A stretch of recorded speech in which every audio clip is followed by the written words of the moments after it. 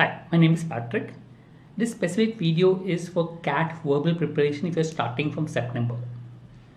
I already have 3 videos of starting from September. First was a general video of what to prepare. Second was on quant. Third was on DLR.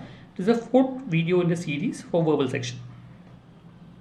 So verbal section, if you look at it, 80% of papers directly based on reading. The reading comprehension and the para summary are basically based on reading. So if you're good at reading, you should be able to crack these particular areas easily. Nothing else out here. So reading is the most important part of the paper examination as far as the verbal section is concerned. So if you're good at reading and you have been reading regularly over a period of time, you should score good marks as far as verbal even without preparation technically. But yes, there are other areas, 20% of the paper which is para jumbles and odd man out. Recommend you to prepare on those also. Just practice those questions and that should hopefully help you be comfortable with those. If your focus is only CAT, then you can completely leave vocabulary and grammar, because in the CAT section there is no vocabulary question and grammar questions. When you solve a mock, you will realize that technically vocabulary and grammar are not so important part of the paper. As long as you're good at reading, the paper should be easy or should be able to crack the section. So what should be the daily plan? So 1.5 to 2 hours of reading every day. Reading becomes the most important part. Now there are different opinions. So some of them feel that you should practice reading comprehension. I personally believe reading comprehension practice is not required. But everyone, all the top faculty agrees that reading becomes more important than solving reading comprehension. So even if you include reading comprehension in your plan, don't make it too much. So your reading component has to be more than the time that you spend on reading comprehension solution. You can spend some time on vocabulary and verbal exercises provided you're giving other exams as well or you feel your vocabulary is weak. Normally, if you're from an English medium school, you don't require vocabulary. You can make do, as and when you read more and more, your vocabulary should technically improve. Verbal grammar exercise is not required. Other exercises like paragraph jumbles, etc., you can solve. We'll come back to it. Reading. Important to read what you like, because if you really want to create a good habit of reading, the one way to do it is to enjoy your reading. If not sure, if you're not with a good reading habit, then read different genres. Maybe you can read fiction, non-fiction, autobiographies, etc. And then from that you find out what you enjoy.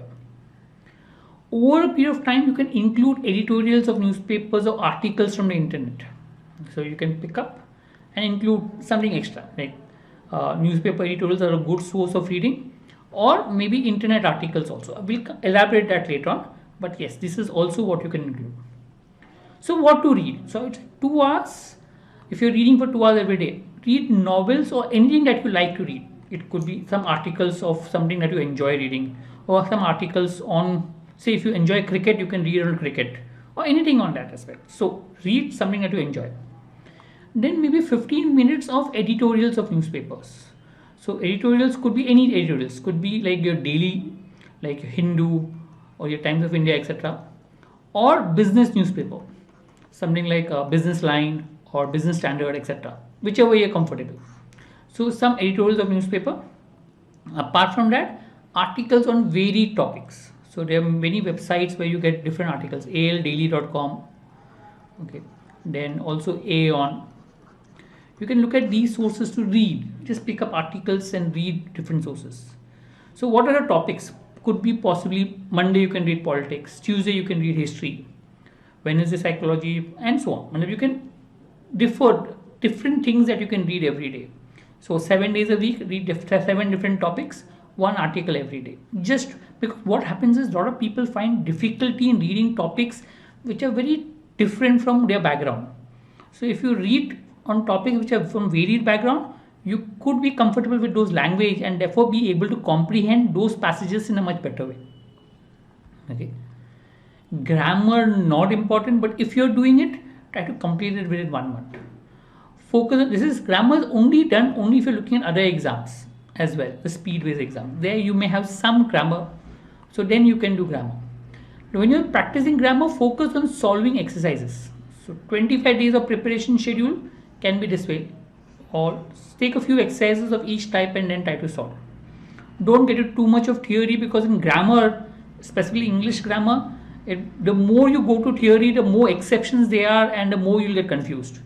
Just solving a few exercises and knowing what mistakes you do and noting down the mistakes in the book is normally sufficient to improve your grammar. Verbal ability, you can look at the three topics: parajumbles, parasummary, odd man out, that come in the exam. Spend 10 days per topic on those.